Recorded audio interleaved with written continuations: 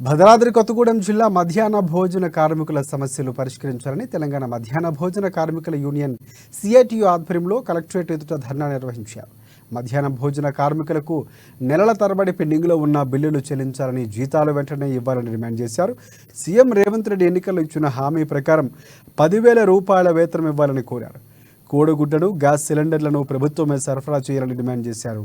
బయట నుంచి అప్పులు తెచ్చి మధ్యాహ్న భోజన కార్మికులు తిప్పలు పడుతున్నారంటూ ఆవేదన వ్యక్తం చేశారు. ఇక పెరుగుతున్న నిత్యావసర వస్తువులు ధరలకు అనుగుణంగా బడ్జెట్ కేటాయించాలని డిమాండ్ చేశారు.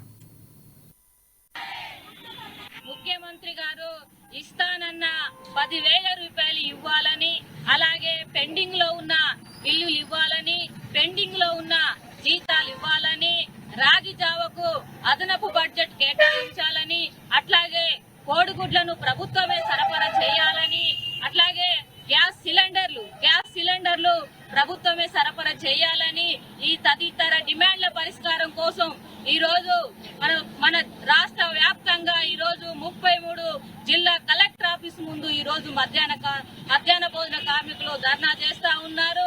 ఏదైతే ఎన్నికల్లో ముఖ్యమంత్రి గారు మధ్యాహ్న భోజన కార్మికులకు నేను 10,000 రూపాయలు ఇస్తానని చెప్పి హామీ ఇచ్చారు, ఇస్తానన్నటువంటి 10,000 రూపాయలు ఇవ్వాలని, అట్లాగే ఈ రోజు